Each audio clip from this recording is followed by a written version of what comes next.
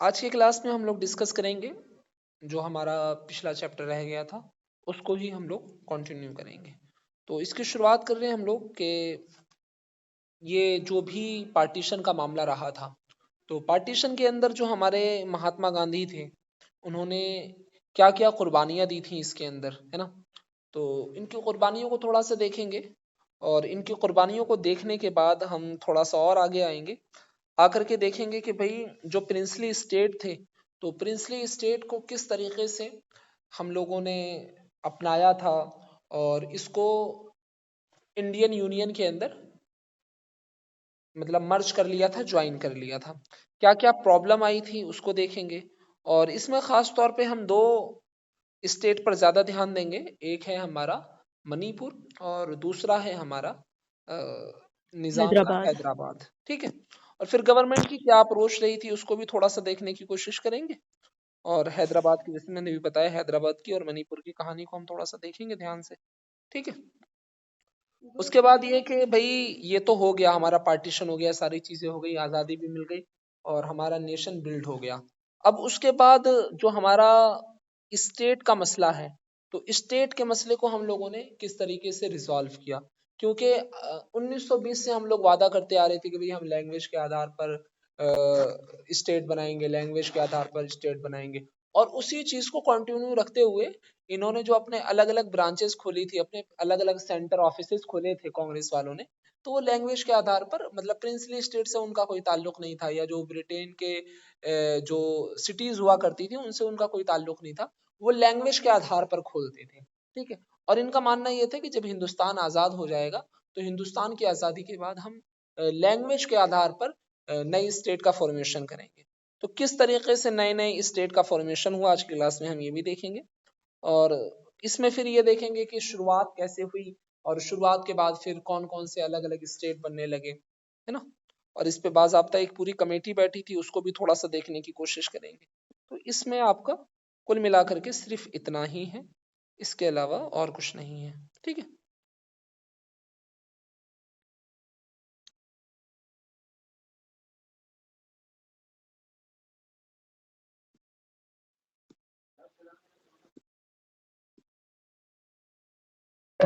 Yes sir. Visible है screen मेरी अब भी? चलिए यस सर, यस सर। देखिए। तो सबसे पहले ये कि भाई महात्मा गांधी की कुर्बानियां क्या क्या रही हैं।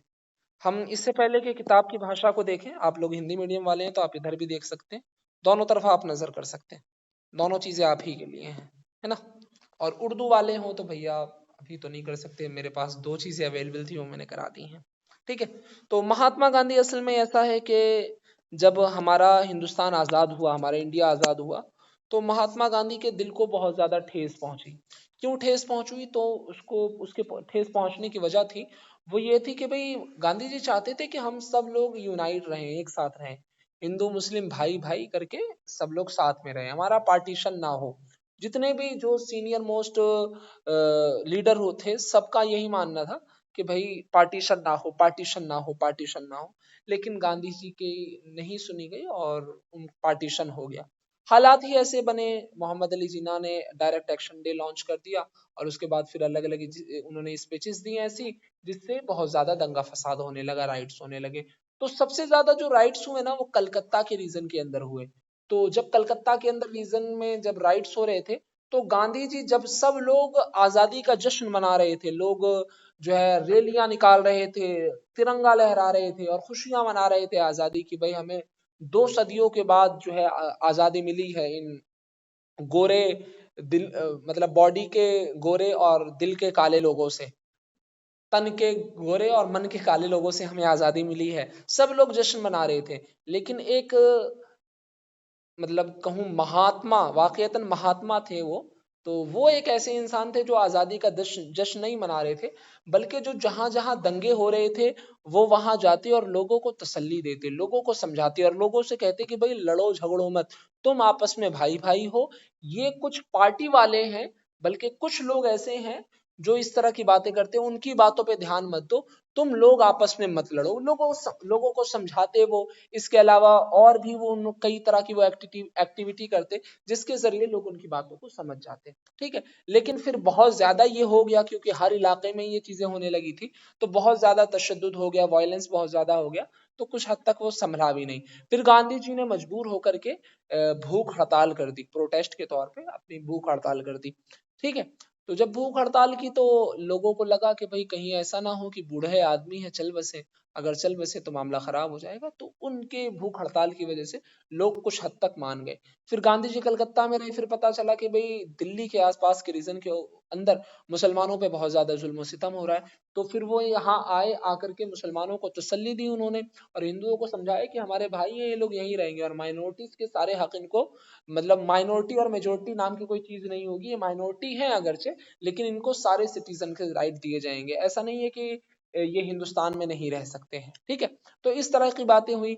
फिर इन्होंने इस चीज को करने के लिए यहाँ पर भी जो है दंगा फसाद ना हो, फिर जो इकोनॉमिक का मामला था, थोड़ा सा पैसा लेने देने का मसला था, पाकिस्तान को हिंदुस्तानी सरकार को देना था, हिंदुस्तानी मतलब जो इंडियन गवर्नमेंट थी उसको पाकिस्तान गवर्नमेंट को देना था, तो इन लोगों ने देने से मना कर दिया था। गांधी जी ने कहा कि नहीं भाई, आपको देना पड़ेगा। गांधी जी जो हिंदुस्तान और पाकिस्तान के रिलेशन के बारे में भी सोचते थे, वो कहते थे कि ये अभी जो है अलग अलग पार्ट है, अभी दुश्मन है, लेकिन आने वाले वक्त में एक अच्छे दोस्त बनेंगे और अच्छे एक साथ मिल करके काम करेंगे, है ना।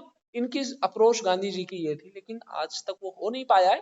क्यों नहीं हो पाया? क्योंकि हमेशा जो है कुछ पॉलिटिकल पार्टियां ऐसी रही हैं हर दौर में कि वो इधर से उधर, पाकिस्तान वाले वोट जीतते हैं हिंदुस्तान के नाम पे, हिंदुस्तान वाले जो है वोट अपनी जो बैंक बैलेंस है उसको भरते हैं, वो पाकिस्तान के नाम पे भरते हैं। यहाँ के मुसलमानों को टारगेट पाकिस्तान के नाम से किया जाता है, वहां के जो माइनॉरिटीज के लोग हैं, हिंदू लोग हैं, उनको टारगेट हिंदुस्तान के। तो मतलब जो रोटी सेक रहे हैं वो असल में सेक रहे हैं वहां जो पार्टी में बैठे हुए लोग हैं, जो पावर में बैठे हुए लोग हैं, वो इस काम को कर रहे हैं। और फिर जो है एक तरीके से वायलेंस वाला मामला भी हो जाता है। गांधी जी दिल्ली आते हैं, आकर के लोगों को समझाते हैं, बताते हैं कि भाई आप लोग वायलेंस से दूर रहें, वायलेंस को एक तरफ उठा करके रख दें, लेकिन उसका असर नहीं पड़ता। जब फिर वो प्रोटेस्ट के तौर पे भूख हड़ताल करते हैं, उससे बहुत ज्यादा असर पड़ता है। फिर कुछ लोगों का मानना ऐसा हो गया था कि भाई ये गांधी जी तो है, रहते हिंदुस्तान में हैं, लेकिन गीत गा रहे हैं पाकिस्तान के, तो मुसलमानों के बहुत ज्यादा मफाद परस्त है, मुसलमानों के फायदे की बात कर रहे हैं। फिर कुछ मुसलमानों को भी लगता था कि भाई हमारे ऊपर जितने जुल्म सितम आए हैं, हमारे ऊपर जो भी जुल्म जुल्म किया जा रहा है, और हमारे ऊपर जो है बहुत ज्यादा हमें प्रेशराइज किया जा रहा है, तो इसकी वजह यह है कि भाई गांधी जी असल वजह है। तो जो बहुत ज्यादा कट्टरवाद से ताल्लुक रखते थे, चाहे वो हिंदू हो चाहे वो मुसलमान हो, तो उनको लगता था इन सब के जिम्मेदार सिर्फ गांधी जी हैं, क्योंकि गांधी जी बार बार यूनिटी की बात करते हैं, बार बार यूनिटी की बात करते हैं, और हम लोग यूनिटी की वजह से पिस जाते हैं, मुसलमान भी मारे जा रहे हैं, हिंदू भी मारे जा रहे हैं। तो कुछ लोग जो है क्रिटिसाइज भी करते थे, लेकिन जो मोस्टली लोग थे वो गांधी जी को मानते थे, गांधी जी को फॉलो करते थे। इस पूरे पैराग्राफ के अंदर सिर्फ यही बात की गई है, ठीक है। अब थोड़ा सा देख लीजिए किताब वाले क्या कहते हैं। बात समझ आई मेरी इतनी? जी। हाँ, तो आगे चलते हैं, देखते हैं क्या कहते हैं किताब वाले। तो 15 अगस्त 1947 को गांधी जी ने किसी भी सेलिब्रेशन के अंदर पार्टिसिपेट नहीं किया। वो कलकत्ता में थे और उन इलाकों में थे जहां बहुत ज्यादा दंगे हो रहे थे हिंदू मुसलमान के बीच में। उन्होंने जो है जो वायलेंस हो रहा था वहां पर लोगों को समझाने की कोशिश की, नॉन वायलेंस की बात की, सत्याग्रह की बात की उन्होंने, ठीक है। और लेकिन सर जी सर देखिए, तो जो भी लोग थे उन लोगों को समझाने की गांधी जी ने बहुत ज्यादा कोशिश की, और फिर बाद में जाकर के इन्होंने एक तरीके से प्रोटेस्ट के तौर पे या फिर लोगों को समझाने के लिए, या मैं अपने अल्फाज में कहूँ तो एक तरह का इमोशनल ब्लैकमेल करने की इन्होंने कोशिश की, और इमोशनल ब्लैकमेल करके लोगों को वाकईतन अपने लिए मना लिया, ठीक है। और फिर वो वापस जो है दिल्ली की तरफ आते हैं, और वहां बहुत लंबे स्केल के ऊपर वायलेंस हो रहा था, तो वहां भी आकर के यही काम करते हैं, ठीक है। इन्होंने कहा कि भाई जो हिंदुस्तान के अंदर मुस्लिम्स है उनको यहाँ रह दे, मतलब वो यहाँ आराम से रह सकते हैं, वो स्टे कर सकते हैं इंडिया के अंदर, है ना। और उनको इस बात की भी फिक्र थी कि इंडिया और पाकिस्तान के रिलेशन बेटर हों, ठीक है। और जो इंडियन गवर्नमेंट ने ये फाइनेंशियल कमेटी थी उसने ये लिया था कि भाई हम इंडिया को जो पैसे की रकम थी उसको वहां अदा नहीं करेंगे, लेकिन गांधी जी उसके अपोजिट थे। उन्होंने कहा नहीं, इसको तुम्हें अदा करना चाहिए। जब उन्होंने भूख हड़ताल की तो जो हमारी गवर्नमेंट थी, इंडियन गवर्नमेंट, उसके उस बात के लिए मान गई कि हाँ हम वाकईतन उनको पैसा देंगे। ठीक है। फिर गांधी जी के वही, जैसे मैंने आपको बताया कि बहुत सारे लोग थे जो इनको अपना दुश्मन समझने लगे थे। फिर गांधी जी से कहा कि भाई आप जो है आप थोड़ी सी अपनी सिक्योरिटी को बढ़ा लीजिए, इसको टाइट कर लीजिए, लेकिन वो नहीं माने। और फिर आखिर में नाथूराम गोडसे साहब ने गोली मार करके उनको 3 गोलियां मारी। पूजा से, वो शाम की पूजा से आ रहे थे, 3 गोलियां मार करके उनका देहांत हो गया। ठीक है, बात समझ आ गई? Yes sir.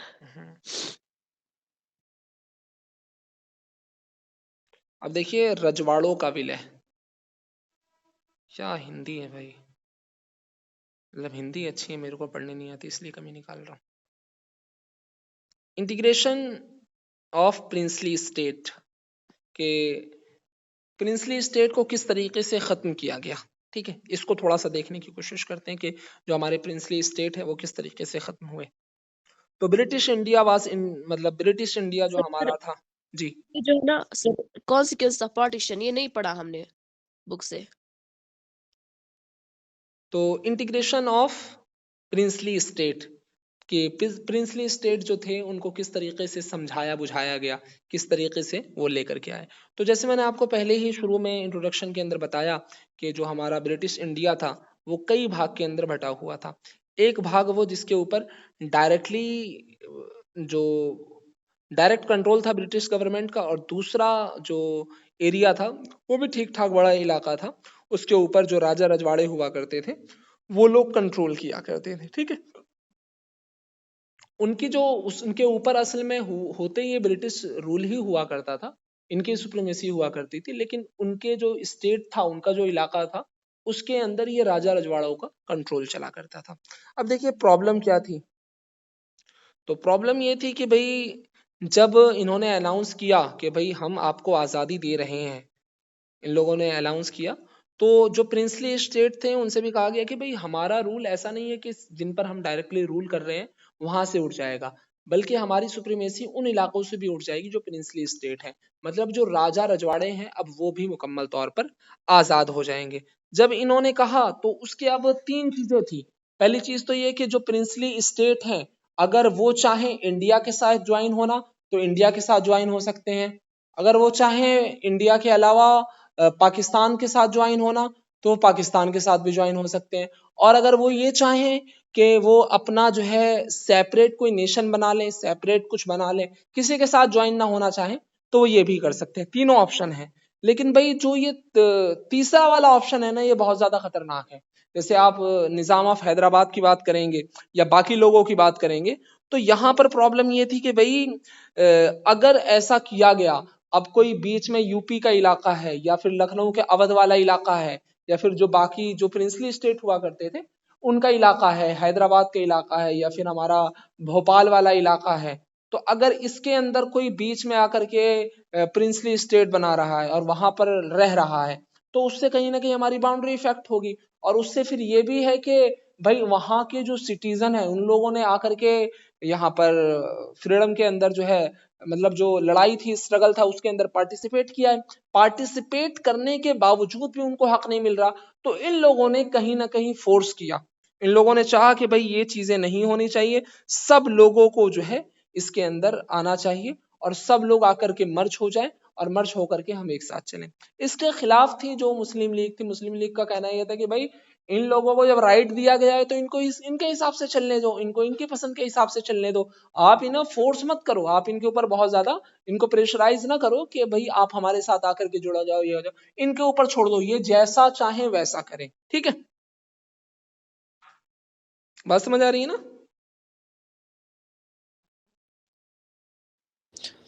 जी सर, जी सर। आगे देखिए द प्रॉब्लम। देखिए 3 चीजें थी। जब ये ऐलान हुआ ना कि भाई जो जैसा रहना चाहे रह सकता है, तो कई राजा ऐसे थे, जैसे एक निजाम ऑफ हैदराबाद भी उनमें से नाम है, उन्होंने कहा कि भाई हम अनाउंस करते हैं कि हम लोग जो है आज़ाद रहेंगे, मतलब हम किसी के कंट्रोल के अंदर, हम ना पाकिस्तान के साथ जाकर के मिल रहे हैं ना हिंदुस्तान के साथ जाकर के मिल रहे हैं, हम लोग पूरे मुकम्मल तौर पे आज़ाद रहेंगे। ठीक है, इसके अलावा भी बाकी रूल थे, जैसे भोपाल के जो नवाब हुआ करते थे वो भी कॉन्स्टिट्यूंट असेंबली में नहीं जाना चाहते थे, वो हिचकिचाते थे बहुत ज्यादा, उनका मानना था कि भाई नहीं जाएंगे हम इसमें। लेकिन प्रॉब्लम ये थी कि भाई अगर वो नहीं जाएंगे तो फिर वो जो वहाँ के सिटीजन्स हैं, जो वहाँ के आम लोग हैं, जिन लोगों ने स्ट्रगल के अंदर पार्टिसिपेट किया है, उनको उनके हक नहीं मिलेंगे। क्योंकि ये जितने भी रूलर थे, चाहे वो हिंदू हो चाहे वो मुसलमान हो, चाहे वो नवाब हो या राजे रजवाड़े हो, कोई भी हो, ये अपने कंट्रोल के अंदर जो इलाके आते थे, वहां पर जितने भी लोग हुआ करते थे, उनको फंडामेंटल राइट नहीं दिया करते थे, या फंडामेंटल राइट के अलावा उनके जो भी राइट्स हुआ करते थे उनको नहीं दिया करते थे। और यहाँ डेमोक्रेसी नहीं चला करती थी, ये पूरा हिरार्की सिस्टम था। अब जो इसका बेटा होगा फिर वो आएगा, या फिर उसका कोई और होगा फिर वो आएगा, फिर इसी तरीके से आते रहते थे। लोगों की यहाँ हुकूमत नहीं थी, बल्कि इन लोगों की खुद की हुकूमत हुआ करती थी। ठीक है, बात समझ आ रही है ना? इसका पूरा पैराग्राफ के अंदर जी ये सिर्फ बात। देखिए, फिर जो हमारी उस वक्त की एक तरह से कहें तो जो हमारी टेम्परेरी गवर्नमेंट थी, 1 सेकंड रुकें, कोई तो इन लोगों ने अप्रोच किया कि भाई हम लोग जो है ये जो डिवीजन, अगर हम लोग सबको एक साथ यूनाइट नहीं करेंगे, ये तकरीबन 500 से ज्यादा, तकरीबन 550 जो स्टेट हैं, अलग अलग प्रिंसली स्टेट हैं, अगर हम इनको एक जगह यूनाइट नहीं करेंगे तो हमारे साथ प्रॉब्लम ये आएगी कि भाई बहुत ज्यादा इफेक्ट पड़ेगा इससे। तो इन लोगों ने पूरी कोशिश की कि हम लोग इनको यूनाइट कर लें। ठीक है, लेकिन वही जैसे मैंने आपको बताया कि मुस्लिम लीग का मानना यह था कि भाई इनके इनके ऊपर छोड़ दो आप, लेकिन इन लोगों ने नहीं छोड़ा। इन लोगों का मानना यह था कि नहीं, हम लोग जो है मुकम्मल तौर पे इन लोगों को अपने फेवर में लेकर के आ जाएंगे। इसमें एक बहुत बड़ा नाम है सरदार पटेल साहब का। ठीक है, ये गए, इन्होंने जाकर के जो है निगोशिएशन करा, है ना, और लोगों से बातचीत की, और एक बहुत अच्छे तरीके से बातचीत करके, कहते हैं ना बोले हिकमत अमली से, इन्होंने हिकमत लगा करके, मसलहत देख करके, और सारी चीजें जो भी थी इनकी अक्ल बुद्धि के अंदर, उसका इस्तेमाल किया, और उसका इस्तेमाल करके सब लोगों को तकरीबन मना लिया कि भाई वो लोग जो है इंडिया के अंदर आकर के शामिल हो जाएंगे। ठीक है, मिसाल देकर के बताते हैं, जैसे 26 स्टेट जो है उड़ीसा के अंदर थे, और 14 बड़े स्टेट जो थे, रीजन थे, वो गुजरात के अंदर थे। 119 छोटे स्टेट हुआ करते थे। मतलब इसी तरीके से न जाने कितने एडमिनिस्ट्रेशन जो गांव लेवल पर, लोकल लेवल पर चला करते थे, ऐसे न जाने कितने थे। ठीक है, इन्होंने गवर्नमेंट की जो अप्रोच थी खास तौर पे वो 3 चीजों को लेकर के थी। सबसे पहले ये कि भाई जितने भी लोग हैं, जो कॉमन पीपल हैं, उनकी चाहत ये है कि भाई वो इंडियन यूनियन के साथ आकर के मर्ज हो जाएं, शामिल हो जाएं उसके अंदर। ठीक है, और इनका ये भी मानना था, जो गवर्नमेंट की अप्रोच थी वो एक ये भी थी कि भाई अगर थोड़ी बहुत 19 बीसी के साथ, मतलब फ्लेक्सिबल थोड़ा सा होकर के, नशीलापन लेकर के हम अपने अंदर आ जाएं, तो फिर उसको जब हम लेकर के आ जाएंगे तो उससे भी लोग हमारे अंदर शामिल हो जाएंगे। ठीक है, और इनको इस बात का भी कहीं ना कहीं खतरा था कि भाई कहीं ऐसा ना हो कि जो भी हमारा पार्टीशन हुआ है और उससे हमारी जो बाउंड्रीज हैं उसको बहुत ज्यादा खतरा ना हो जाए। ठीक है, तो हमें चाहिए कि हम जो है अपनी बाउंड्रीज को बहुत ज्यादा मजबूत कर लें, सब लोगों को एक साथ शामिल कर लेंगे, तो सब लोग एक साथ आकर के जो है मतलब कंट्रोल करेंगे, और साथ में जो है सब लोग मिल करके सबकी भलाई करेंगे, है ना।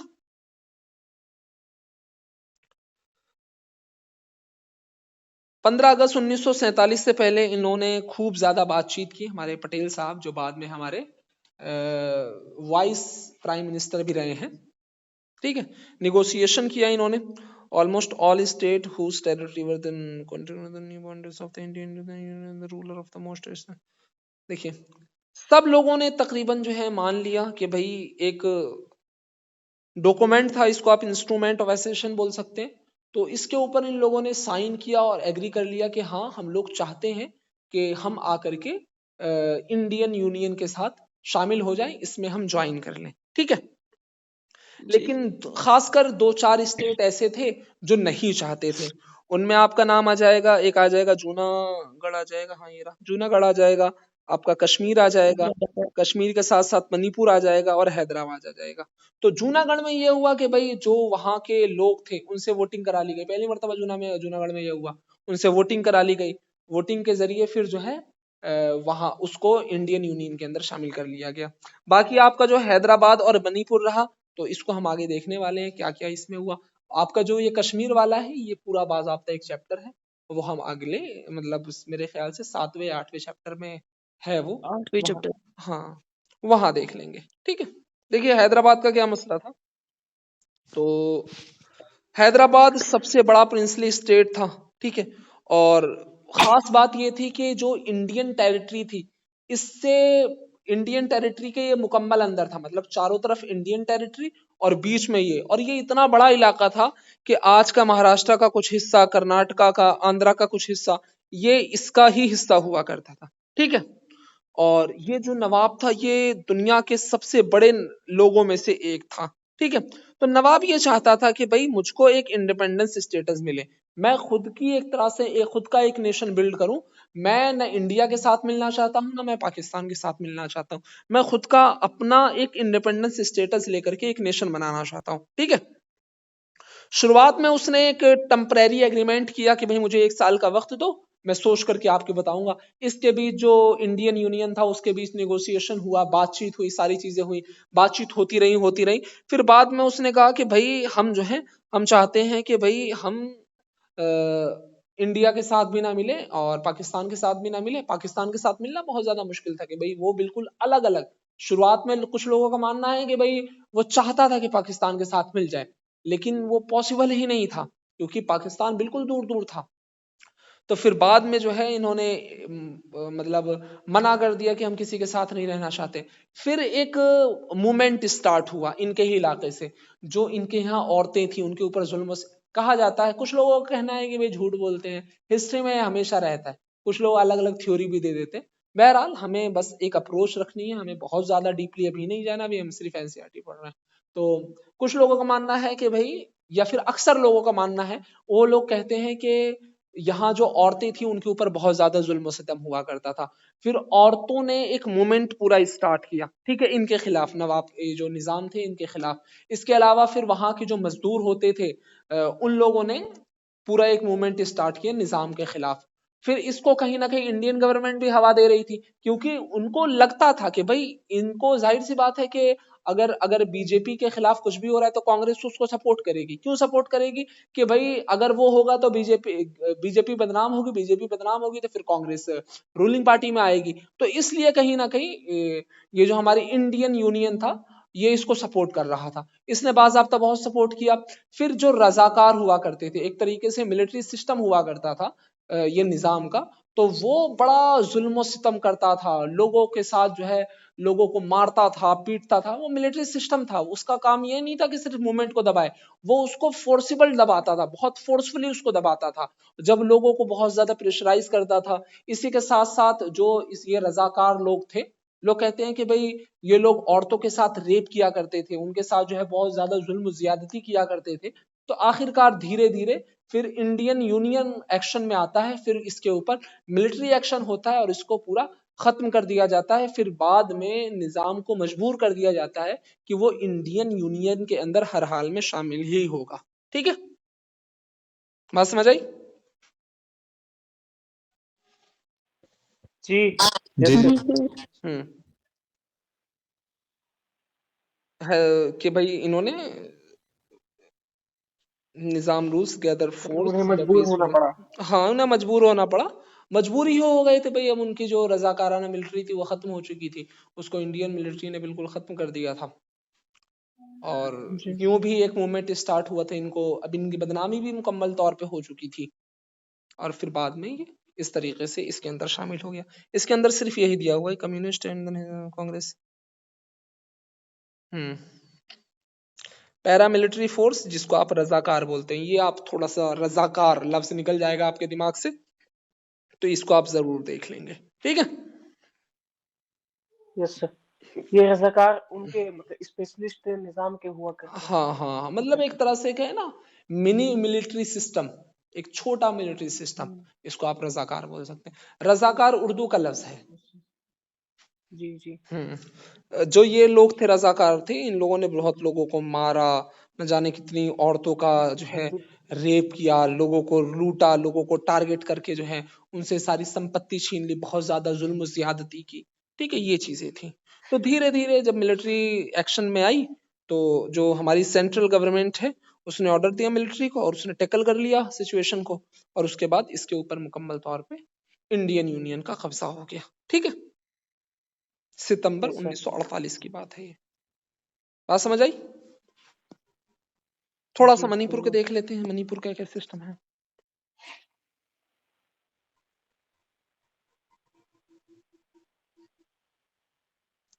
सिर्फ आजादी के कुछ ही दिन पहले जो महाराजा मणिपुर के हुआ करते थे, महाराजा बोध चंद सिंह, उन्होंने मतलब जो डॉक्यूमेंट था उसके ऊपर साइन किया था। ठीक है, उनका मानना ये था, वो शुरू में ये कहने लगे कि भाई हमें जो इसके जो इंटीरियर का जो मतलब इंटीरियर की जो ऑटोनॉमी होगी, इंटरनल ऑटोनॉमी होगी, वो हम खुद चलाएंगे, हम उसको खुद ही मैनेज करेंगे। ठीक है, फिर बाद में ये पूरा बहुत ज्यादा इनको प्रेशर किया गया, फिर पब्लिक ओपिनियन की भी बात आई। 1948 में पहली मर्तबा एक अडल्ट फ्रेंचाइज के तौर पे पूरा वो चला, क्या नाम है, वोटिंग वाला सिस्टम हुआ। ठीक है, जब वोटिंग वाला सिस्टम हुआ, वोटिंग हुई, तो फिर इलेक्शन हुए एक तरह से, फिर इस बात को मान लिया गया कि हाँ भाई ये जो है सिस्टम है ये खत्म हो जाएगा और ये मुकम्मल तौर पे उसके अंदर हो जाएगा। लेकिन ये मतलब बहुत ज्यादा इसका असर पड़ा नहीं था, और जो चीजें होनी चाहिए थी वो मुकम्मल तौर पे हुई भी नहीं थी। ठीक है, और जो क्वेश्चन थे या उन लोगों की जो मांगे थी वो बाज़ाब्ता पूरी नहीं हुई, इसीलिए आज भी वो असर वहां देखने के लिए हमें बहुत ज्यादा मिलता है। इसको अगर आपको मणिपुर को सही से समझना है तो आप लोग कहेंगे तो मैं इस पे बहुत ज्यादा वक्त लग जाएगा, मैं एक अलग सेपरेट वीडियो बना दूंगा, या आप यूट्यूब पर जाकर के भी Manipur, issues of Manipur and reorganisation of state करके आप डालेंगे तो वहां आपको सैकड़ों वीडियो मिल जाएंगी, वहां से आप इसको समझ लेंगे। ठीक है, बस आप हल्का सा समझ लें कि शुरुआत में एक राजा थे, इनका नाम था बोधचंद सिंह। तो इन्होंने बहुत चंद हफ्ते पहले ही, चंद रोज पहले ही आजादी से इस पहले। एग्रीमेंट के ऊपर साइन किया, और एग्रीमेंट के साइन करके ये साइन करना नहीं चाहते थे, असल में ये खुद भी एक सेपरेट कंट्री चाहते थे। लेकिन फिर बाद में जो हमारी इंडियन यूनियन थी, इनको बहुत ज्यादा प्रेशराइज किया, और बहुत ज्यादा प्रेशराइज करने के साथ साथ फिर यहाँ चुनाव की भी सिचुएशन आई, है ना। फिर पहली मर्तबा जो चुनाव हुआ था वो यही हुआ था। भारत का ये एक ऐसा पार्ट था जहां सबसे पहले चुनाव हुए थे। ठीक है, जी और मणिपुर की जो विधानसभा थी वो काफी, उसके अंदर जो है चेंजेस थे, बहुत अलग अलग तरह के चेंजेस थे उसके अंदर। ठीक है, यस सर। कुछ जब उसको इससे मर्ज कर दिया गया तो वहां की जो कुछ पार्टियां हुआ करती थी, जो पॉलिटिकल पार्टी थी, वो उसके खिलाफ थी, और फिर वो थोड़ा सा मतभेद रह ही गया, वो आज भी रह गया है। अब देखिए रीऑर्गेनाइजेशन ऑफ स्टेट, इसको देख लेते हैं। मेरे ख्याल से हम लोगों का 1 घंटा निकल गया, 55 हो गए। राज्यों का पुनर्गठन, रीऑर्गेनाइजेशन ऑफ स्टेट। तो मैं एक कहानी बता देता हूं पहले आपको, है ना, कहानी बता दूंगा, फिर किताब पे आएंगे तो बड़ा अच्छा समझ में आएगा। तो कहानी यह है कि भाई, जैसे मैंने आपको बताया कि कांग्रेस वाले 1920 से कह रहे थे कि भाई हम लोग लैंग्वेज के आधार पर स्टेट बनाएंगे। किसके आधार पर स्टेट बनाएंगे? लैंग्वेज की लैंग्वेज बुनियाद के आधार पर स्टेट आधार बनाएंगे, पर। लैंग्वेज के आधार पर स्टेट बनाएंगे। लेकिन अब ये लोग स्टेट बनाना नहीं चाहते थे। क्यों नहीं बनाना चाहते थे? बनाना इसलिए नहीं चाहते थे, अब इनको लगता था डर। डर कैसा? डर ऐसा कि हो गया है पार्टीशन, और पार्टीशन हुआ किस वजह से? रिलीजन की वजह से हुआ है। रिलीजन की वजह से हुआ है, कहीं ऐसा ना हो कि फिर से पार्टीशन हो जाए, और फिर से अगर पार्टीशन हुआ फिर इंडिया कहीं का नहीं रहेगा। अगर तमिल बोलने वाले अलग मुल्क बनाने लगे, पंजाबी बोलने वाले अलग बनाने लगे, और इधर जो है बंगाली बोलने वाले अलग बनाने लगे, और फिर इधर गुजराती बोलने वाले अलग बनाने लगे, मराठी बोलने वाले अलग बनाने लगे, उधर कश्मीरी बोलने वाले अलग बनाने लगे, और ये बीच में हमारे जो हिंदी भाषी स्टेट है, ये अपना मुल्क, अपनी कंट्री अलग बनाने लगे। फिर हम क्या करेंगे भाई? ये तो खत्म हो जाएगा, पूरा इंडियन यूनियन पूरी तौर पे खत्म हो जाएगा। तो शुरू में बिल्कुल चाहते ही नहीं थे, ये चाहते थे कि भाई इसको डिले करते रहो, मतलब रीऑर्गेनाइजेशन ऑफ स्टेट को डिले करते रहो, डिले करते रहो, डिले करते रहो। लेकिन फिर मद्रास के अंदर एक मूवमेंट स्टार्ट हुआ, उस मूवमेंट का नाम था आंध्रा करके कुछ मूवमेंट था, इसमें लिखा हुआ होगा, क्या नाम था भाई, कोई बताएगा? हाँ ये लिखा हुआ है, क्या नाम था बताएं कोई? जी सर, फिर से पूछे। मैं ये पूछ रहा हूँ, आप पहले म्यूट कीजिए। जो सबसे पहला मूवमेंट स्टार्ट हुआ था, मांग कर रहा था जो मूवमेंट या जो तहरीक या जो ग्रुप इस बात की मांग कर रहा था कि भाई रीऑर्गेनाइजेशन ऑफ स्टेट करो, मतलब स्टेट बनाओ। मतलब असल में मद्रास करके एक पूरा स्टेट था, और वो लोग चाहते थे कि भाई वो लोग आंध्रा की डिमांड कर रहे थे, ठीक है। अब जैसे कि वादा किया गया था, कांग्रेस ने 1920 से वादा करती हुई आई थी, तो अब इनसे कहा जा रहा था कि आपने जो वादा किया है उस वादे को पूरा करो। तो वो जो ऑर्गेनाइजेशन थी या फिर वो जो मूवमेंट था, वो उस मूवमेंट का नाम क्या था, मैं ये पूछ रहा हूँ। आंध्रा की अलहदगी पसंद तहरीक। उर्दू में ना बोलिए, वो जो असली नाम था वो बताइए। इसके अंदर दिया होगा, मैं भूल गया हूँ, वो महाभाषा करके, महाभाषा आंध्रा करके इस तरह से कुछ नाम है। सर, म्यूट कर लीजिए। विश्लाहांदरा मूवमेंट। हाँ म्यूट कर लीजिए, आपकी आवाज बेकार है। ठीक है, तो फिर वहां पर एक बहुत बड़े सीनियर नेता हुआ करते थे, उन्होंने जो है रीऑर्गेनाइजेशन ऑफ स्टेट का प्रोटेस्ट करते हुए, मतलब इसको रीऑर्गेनाइजेशन किया जाए, गवर्नमेंट नहीं मान रही थी इसको, डिले की जा रही थी, तो इन्होंने चाहा कि भाई इसको और ज्यादा आप डिले मत करो। तो डिले ना हो इस वजह से ये जो है हड़ताल पर बैठ गए, भूख हड़ताल पर। तकरीबन 55-56 दिन के बाद डेथ कर गए, देहांत हो गया। अब जैसे ही इनका देहांत हुआ, तो देहांत होते ही पूरे इलाके के अंदर, पूरे स्टेट के अंदर जितने लोग भी उनके जानने वाले थे, मानने वाले थे, सब लोग जो है दंगा फसाद होने लगा, राइट्स होने लगे। और जब ये होने लगा तो फिर भाई पुलिस ने लॉ एंड ऑर्डर संभालने की कोशिश की। जब पुलिस लॉ एंड ऑर्डर को संभाल रही थी, तो जाहिर सी बात है कि जब पुलिस लॉ एंड ऑर्डर को संभालेगी तो फिर कहीं ना कहीं प्रॉब्लम तो आएगी ही। फिर लोग जो है उनकी लाठियों से लाठीचार्ज हुआ, तो उनकी लाठियों से जख्मी भी हुए। तो फिर बाद में एक बाज़ाब्ता कमेटी बना दी गई, और उस कमेटी का काम ये था कि भाई आप जाओ सर्वे करो, और सर्वे करके बताओ कि हम किस तरीके से स्टेट को बना सकते हैं। तो स्टेट रीऑर्गेनाइजेशन कमेटी करके एक कमेटी बनी, और उसने फिर तकरीबन उस वक्त 14 स्टेट बनाए गए, 6 यूनियन टेरिटरी बनाई गई उसके आधार पर, उसकी रिपोर्ट में। और फिर बाद में जो है और बनाई गई, जैसे आपका देखें तो गुजरात है, और गुजरात के साथ साथ महाराष्ट्र है, तो गुजरात का इलाका फिर उसको बात को और तोड़ दिया गया। फिर इसी तरीके से उत्तर प्रदेश को तोड़ करके उत्तराखंड और अलग निकाल दिया गया। फिर आपका जो है बिहार से तोड़ करके झारखंड को और अलग निकाल दिया गया। मध्य प्रदेश है, मध्य प्रदेश से आपका जो है इसको अलग कर दिया गया, छत्तीसगढ़ को। मेरी बातें समझ में आ रही है? यस सर जी। छत्तीसगढ़ को अलग कर दिया गया। फिर अभी जो है ऊपर पहले स्टेट हुआ करता था जम्मू कश्मीर, अब उसको यूनियन टेरिटरी बना दिया गया है। फिर बाद में जो है आंध्रा से तेलंगाना को और अलग कर दिया गया।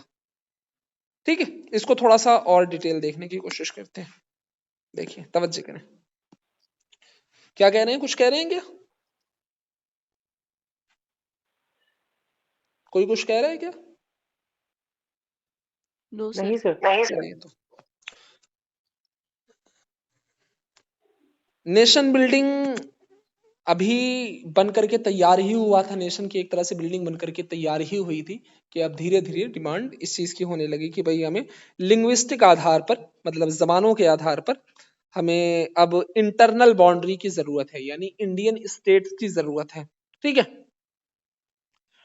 अब कॉलोनियल रूल के अंदर जो बाउंड्रीज बनी हुई थी, जो स्टेट बने हुए थे, उनकी 2-3 वजह थी।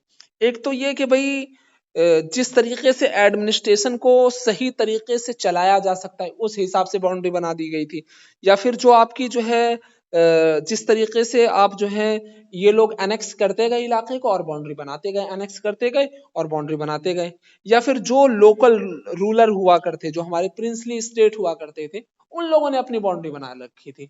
तो बाज़ाब्ता कोई बाउंड्री थी ही नहीं। और जब इंडियन यूनियन के अंदर सारा इलाका आया तो इन लोगों ने इसको नल एंड वाइड कर दिया, इसको खत्म कर दिया। इन लोगों ने कहा कि भाई ये तो किसी काम का ही नहीं है, ये तो बस यूं ही बना दिया गया, बाज़ाब्ता ये कोई स्टेट असल में है ही नहीं। ठीक है, इन्होंने सबको रिजेक्ट कर दिया और इन्होंने कहा कि भाई ये सब तो आर्टिफिशियल है, सिर्फ यूं ही बना दिया गया है। फिर इन लोगों ने ये भी कहा कि भाई हम जो है जो स्टेट बनाएंगे वो लिंग्विस्टिक, उसका जो प्रिंसिपल होगा वो लिंग्विस्टिक होगा, मतलब कि मराठी बोलने वाले मराठा उनका महाराष्ट्र बना दिया जाएगा, गुजराती बोलने वालों का गुजरात बना दिया जाएगा, बंगाली बोलने वालों का बंगाल बना दिया जाएगा, फिर बिहार की जो लैंग्वेजेस है फिर बिहार एक अलग बना दिया जाएगा, हिंदी भाषाओं के अंदर आपका यूपी बना दिया जाएगा, पंजाबी बोलने वालों के लिए पंजाब बना दिया जाएगा, कश्मीरी बोलने वालों के लिए कश्मीर बना दिया जाएगा। तो इस तरह के इन लोगों ने बात की। ठीक है, इस चीज को शुरू में इन लोगों ने खुद ने भी फॉलो किया, क्योंकि ये बात 1920 से करते हुए आए हैं। तो शुरू में इन लोगों ने फॉलो किया। किस तरह फॉलो किया कि इन लोगों ने अपना जो मतलब जो एक तरह से ऑफिस टाइप का होता है उसको ऐसी ऐसी जगहों पर बनाया जो स्टेट से उस वक्त से स्टेट से मैच नहीं खाता था, क्योंकि इन लोगों का मानना यह था कि भाई स्टेट होने चाहिए लैंग्वेज के आधार पर। ठीक है, लेकिन चीजें जो है पार्टीशन के बाद चेंज हो गई। हमारे अब जो लीडर्स थे, जो हमारे बड़े बड़े नेता थे, उनको ये लगने लगा कि भाई हमारा स्टेट तो खत्म हो जाएगा और हमारा जो हमारी कंट्री है खत्म हो जाएगी। क्यों खत्म हो जाएगी कि भाई अगर हम लोगों ने इसको और ज्यादा इसकी बाउंड्री स्टेट के अंदर की तो कहीं ऐसा ना हो, बड़ी मुश्किल से तो हमने इसको यूनाइट किया है, तो इसका कहीं डिसइंटीग्रेशन ना हो जाए, ये आपस में टूट ना जाए, इसका जो है डिसरप्शन ना हो जाए, और क्या नाम है ये अलग अलग पार्ट के अंदर ब्रेक ना हो जाए। तो इसकी इनको प्रॉब्लम सताने लगी। ठीक है, तो इन लोगों ने चाहा कि भाई हमारे पास जो अभी प्रॉब्लम है, जो इकोनॉमिक की प्रॉब्लम है, हमारे पास जो सोशल प्रॉब्लम है, फिर कंट्री जो है बहुत अलग अलग तरीके से जो है चैलेंजेस को फेस कर रही है। हमको चाहिए कि हम उसका मुकाबला करें, हम उन चैलेंजेस को एक्सेप्ट करें और उन पर काम करें। अभी ये स्टेट की रीऑर्गेनाइजेशन की कोई खास जरूरत नहीं है और इससे हमारी यूनिटी को थोड़ा सा खतरा भी है, तो इन लोगों ने शुरू में इसको डिले किया। ठीक है, लेकिन ये जो डिसीजन था जो इन लोगों ने किया था, इनको बहुत सारे लीडर्स के जरिए और बहुत सारे लोगों के जरिए रिजेक्ट किया गया और इसके लोग अगेंस्ट आए। मतलब उन लोगों का मानना ये था कि भाई आप इसको बिला वजह डिले क्यों कर रहे हो, आपने वादा किया है कि भाई हम जो है स्टेट का रीऑर्गेनाइजेशन करेंगे, लिंग्विस्टिक आधार पर जो है हम स्टेट बनाएंगे, तो अब आप अपनी बात से मुकर क्यों रहे हो, स्टेट बनाओ आप इसे बिला वजह डिले क्यों किए जा रहे हो। लेकिन इनकी बातें अलग थी, इनके एविडेंस अलग थे, उनके एविडेंस अलग थे, ये जो प्रूफ दे रहे थे या फिर जो ये दलीलें दे रहे थे वो अलग थी, वो लोग जो दलीलें दे रहे थे वो अलग थी। ठीक है, तो प्रोटेस्ट स्टार्ट हुआ कि भाई जो तेलुगु बोलने वाले लोग हैं उन लोगों की मांग ये थी कि भाई हमें एक पूरा स्टेट चाहिए। ठीक है, जो आज तमिलनाडु के अंदर है, इन लोगों का मानना ये था कि हमें जो है एक पूरा स्टेट चाहिए आंध्र प्रदेश करके। ठीक है, और इस मूवमेंट का नाम था विशाला आंध्रा मूवमेंट, विशाल आंध्रा मूवमेंट। ठीक है, ये एक पूरे आंध्रा की डिमांड कर रहे थे। ये चाहते थे कि भाई ये जो मद्रास प्रोविंस है इससे हमें अलग करके एक आंध्रा स्टेट बनाने की, मतलब स्टेट बना दिया जाए इसको। ठीक है, तो इसमें एक बहुत बड़े नेता हुआ करते थे, उनका जो है देहांत हो जाता है इसमें, जब वो भूख हड़ताल पर जाते हैं, तकरीबन 56 दिन तक रहते हैं। फिर उनका जैसे ही देहांत होता है तो वॉयलेशन बहुत ज्यादा हो जाता है और फिर बहुत सारे दंगे होते हैं, न जाने कितने लोग जो हैं इसमें जख्मी होते हैं। फिर पुलिस जो है फायरिंग भी करती है, फायरिंग के साथ साथ जो है लाठी चार्ज भी होता है इन लोगों के ऊपर, मतलब फोर्सफुली उस प्रोटेस्ट को रोकने की कोशिश की जाती है। और 1952 के अंदर जो हमारे प्राइम मिनिस्टर है नेहरू जी, वो इस बात का ऐलान कर देते हैं कि आंध्रा जो है एक अलग स्टेट होगा। ठीक है, ये फिर एक पूरी एक तस्वीर है, इसको थोड़ा सा देख लीजिए। देख क्या लीजिए, इसको थोड़ा सा समझ लीजिए। इसमें कहीं उत्तराखंड दिखाई दे रहा है क्या? ये है 1961 की, 1961 की। उसमें कहीं उत्तराखंड दिखाई दे रहा है आपको? इसमें देखिए, गिनिए कितने स्टेट हैं। 1 हो नहीं। गया, 2 हो गया, 3 हो गया, 4 हो गया, 5, 6, 7, 8, 9, 10, 11, 12, 13, 14, 16 15। एक और कौन सा रह गया? इधर रह गया 16, एक 17 हो गया। या बिहार भी। बिहार हो गया ना, 17 हो गया। ठीक है। अभी जो है ना, शुरुआत में सिर्फ मेरे ख्याल से 14 स्टेट ही बनाए गए थे, फिर बाद में और अलग अलग स्टेट। मतलब ये एक तरीके से इस मैप से ये बताने की कोशिश कर रहे हैं कि भाई धीरे धीरे, मतलब जब आंध्रा बना तो फिर जो बाकी स्टेट वाले थे उन लोगों को भी, मतलब वो लोग भी मांग करने लगे, वो लोग भी आने लगे, वो लोग भी कहने लगे कि भाई हमारा भी स्टेट बनाओ, क्योंकि उन लोगों को भी एक तरीके से मोटिवेशन मिल गया था कि भाई जब ये लोग करा सकते हैं तो हम लोग क्यों नहीं करा सकते हैं। पहले ये था कि भाई किसी का नहीं हुआ तो किसी का ही नहीं हुआ, अब इनका हो गया तो हमारा भी हो जाएगा। ठीक है। सर फॉर्मेशन ऑफ, एक क्वेश्चन है। देखिए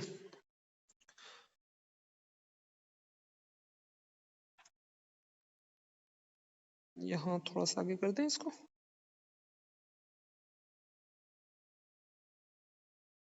जैसे ही आंध्र प्रदेश का, जैसे मैंने आपको बताया कि जैसे ही आंध्र प्रदेश का फॉर्मेशन हुआ तो जो बाकी लोग थे जो लाइन में लगे हुए थे, तो उन लोगों का भी मौका मिल गया कि भाई हमें भी ये चीजें होना चाहिए। फिर देखिए अलग अलग, एक 1953 के अंदर स्टेट रीऑर्गेनाइजेशन कमीशन बनाया गया, आप उसको SRC बोल सकते हैं। तो इसने कहा, मतलब इसने अपनी रिपोर्ट में कहा कि भाई जो हमें बाउंड्री बनानी है लिंग्विस्टिक आधार पर, अलग अलग लैंग्वेज के आधार पर हम बना सकते हैं। तो इन्होंने 14 स्टेट की बात की कि हम 14 स्टेट और 6 यूनियन टेरिटरी बना सकते हैं। ठीक है। लेकिन सबको एक, सबकी बातों को एक साथ नहीं माना गया। ऐसा नहीं कि सबको जो है एक ही साथ मान लिया गया हो, सबकी बातों को एक साथ रख लिया गया हो। सारे स्टेट धीरे धीरे धीरे धीरे करके बहुत सारे स्टेट को बनाया गया। आज भी स्टेट का फॉर्मेशन चल रहा है, और हो सकता है आने वाले वक्त के अंदर, अभी जैसे महाराष्ट्र के अंदर चल रहा है, या बाकी इलाकों के अंदर, यूपी को लेकर के भी आजकल न्यूज रहती है, या फिर बाकी इलाकों को लेकर के रहती है। वो लोग चाहते हैं कि भाई अभी और, मतलब ये डिवाइड होना चाहिए ताकि जो एडमिनिस्ट्रेशन है या लॉ एंड ऑर्डर है, अभी जैसे मिसाल के तौर पे मैं दिल्ली के पास रहता हूँ, अब मुझे हाई कोर्ट जाना है, तो मैं क्या करूंगा भाई, मेरा सुप्रीम कोर्ट पास में है मेरे, लेकिन मुझे जाना है हाई कोर्ट, यहाँ से 500-600 किलोमीटर जाना है। इससे पहले मैं जो है जयपुर पहुंच जाऊंगा, दूसरे स्टेट में पहुंच जाऊंगा। तो सहूलतें मिल जाएं, एडमिनिस्ट्रेशन की जो चीजें हैं या फिर जो बाकी मैनेजमेंट का काम होता है, चीजों को सही से मैनेज हो जाए, उस काम के लिए कई मर्तबा कहा जाता है कि भाई हम नई नई स्टेट की वो लोग डिमांड करते हैं। इसी के साथ साथ जो है नई नई नौकरियां भी मिल जाएंगी, जॉब भी क्रिएट हो जाएंगे। इसके अलावा भी बहुत सारे इसके एडवांटेज है तो थोड़े बहुत डिसएडवांटेज भी है, लेकिन एडवांटेज ज्यादा है। चलिए बहरहाल, जो हमारे शुरुआती ईयर्स थे आजादी के, तो उसमें जो सेपरेट स्टेट की डिमांड उठ रही थी, तो हम लोगों को शुरू में लगता था कि भाई ये हमारी जो एकता है इसके ऊपर खतरा आ सकता है, इसको ये नुकसान पहुंचा सकता है। ठीक है। क्योंकि भाई अगर एक इलाके के लोग एक ही जबान बोलने वाले एक जगह रहेंगे तो कहीं ऐसा ना हो कि वो दूसरे से नफरत करने लगे, या अलग अलग भावना उनके मन के अंदर पनपने लगे। ठीक है। और कहीं ऐसा ना हो कि जो हमारी इंडियन यूनिटी है उसको खतरा हो जाए, उसके ऊपर किसी तरह का कोई प्रेशर आए। ठीक है। लेकिन फिर बाद में ये भी कहा गया कि भाई इन लोगों की बातों को चुपचाप मान लो, कहीं ऐसा ना हो कि ये बहुत ज्यादा विद्रोह करने लगे और हद यहाँ तक आ जाए कि भाई जिस तरीके से आप देखेंगे ना कि बांग्लादेश अलग हुआ है पाकिस्तान से, तो वो क्यों हुआ है, उसका जो मेजर प्रिंसिपल था या उसकी जो मेन वजह थी, मेन रीजन था, वो लैंग्वेज था। वो लोग बंगाली को बहुत ज्यादा इंपॉर्टेंस देते नहीं थे, तो बंगाली को इंपॉर्टेंस न देने की वजह से बांग्लादेश पूरा अलग हुआ, इलेक्शन हुआ, फिर वो बांग्लादेश पूरा अलग हो गया। हम आगे चैप्टर्स में देखेंगे, वो जब पाकिस्तान वाला वॉर वाला देखेंगे तो उसमें ये देखेंगे कि भाई किस तरीके से अलग हो गया। तो कहीं ना कहीं भी ये भी भावना आने लगी कि भाई इनकी बातों को आप मान लीजिए, इससे हमारी यूनिटी को खतरा नहीं होगा, बल्कि स्टेट वाले शांत हो जाएंगे, और अगर ये शांत हो जाएंगे तो इससे हमारी यूनिटी को और ज्यादा बढ़ावा ही मिलेगा। ठीक है, तो इस चीज को अब माना जाने लगा। ठीक है, और वाकईतन ये बात सच हुई कि हमने बहुत ज्यादा स्टेट तो बांट दिए, बट तकरीबन आज 75-70 साल हो गए हैं, कोई खतरा नहीं आया है, सब कुछ बहुत बढ़िया चल रहा है, और ऊपर वाले से दुआ है कि और बढ़िया चलता रहे। ठीक है, और सारे स्टेट जो है तकरीबन तकरीबन मोस्टली वो लिंग्विस्टिक आधार पर ही उनका फॉर्मेशन हुआ है। ठीक है,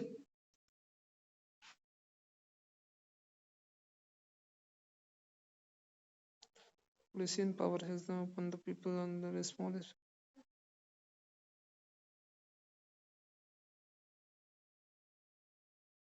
One second.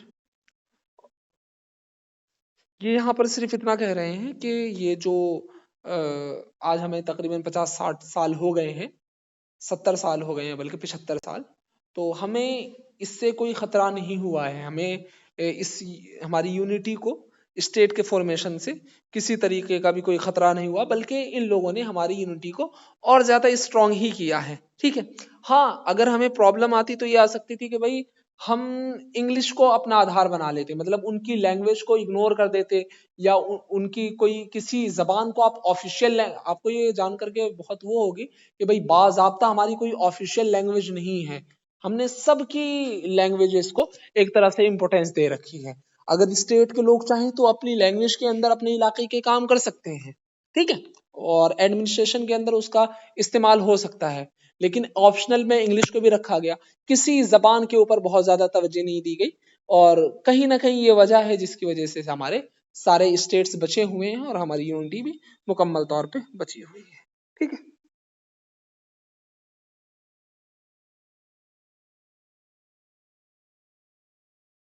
अब ये थोड़ा सा देख लीजिए आप, ये बात कर रहे हैं वही महाराष्ट्र और गुजरात वाली। ये महाराष्ट्र गुजरात वाली क्या बात है भाई? तो यही कि पहले ये पूरा एक स्टेट हुआ करता था, मुंबई करके, बम्बई करके, और फिर बाद में ये अलग अलग जो है डिवाइड हो गया। डिवाइड होने की वजह ये कि भाई मांग होने लगी कि भाई गुजराती बोलने वालों के लिए अलग कर दिया जाए, फिर जो मराठी बोलने वाले हैं उनके लिए महाराष्ट्र अलग कर दिया जाए। इसके अलावा भी बहुत सारी जगहें थी, जैसे आप देखें पंजाब और हरियाणा, तो जो हिंदी बोलने वाले थे उनकी डिमांड ये थी कि भाई हरियाणा को अलग कर दिया जाए, और पंजाबी बोलने वाले थे उनको अलग कर दिया गया। फिर इस तरीके से ये दोनों भी अलग हो गए। ठीक है, इसी तरीके से आप और देखेंगे कुछ कंट्रीज ऐसी हैं, reorganisation place in the north east Meghalaya was,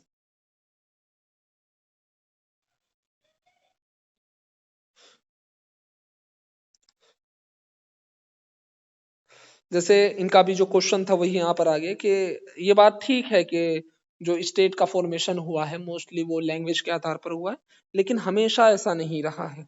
ठीक है, कभी जो है किसी इलाके को कंजर्व करने के लिए, या फिर कहीं का कल्चर चेंज है, या उसके जो रीजनल चीजें हैं, या कभी उसके डेवलपमेंट के लिए उस इलाके को या फिर एक स्टेट का फॉर्मेशन किया गया है, ताकि इन सारी चीजों को कंजर्व किया जा सके, वहां के कल्चर को, वहां के इन्वायरमेंट को, वहां की इकोलॉजी को कंजर्व किया जा सके, है ना। और साथ ही साथ कई मर्तबा आपके दिमाग के अंदर ये होता है कि अगर हम इसको अलग से एक स्टेट बना देंगे, तो अलग से स्टेट बना देंगे तो इसका डेवलपमेंट ज्यादा हो जाएगा, तो किसी को डेवलप करने के लिए भी हमने जो है स्टेट का फॉर्मेशन किया है। ठीक है, जैसे झारखंड को हमने अलग किया बिहार से, ठीक है, और तेलंगाना हमारा अलग हुआ 2014 में। इसके अलावा जैसे ये और मिसालें दे रहे हैं कि महाराष्ट्र से भी कुछ लोग चाहते हैं कि इसके भी और टुकड़े होने चाहिए, इसी तरीके से उत्तर प्रदेश से भी कुछ लोग चाहते हैं कि अलग होने चाहिए, फिर वेस्ट बंगाल से भी कुछ लोगों की मांग है कि एक अलग स्टेट होना चाहिए। उत्तर प्रदेश से ज्यादा है, और उम्मीद है कि शायद आने वाले 10-20 साल के अंदर उससे एक अलग स्टेट बन जाए। अब ये बताइए, अब आप लोगों के बहुत सारे सवाल होंगे, जरा सवाल आप लोगों के सुन लिए जाए, बताएं कोई क्वेश्चन हो तो।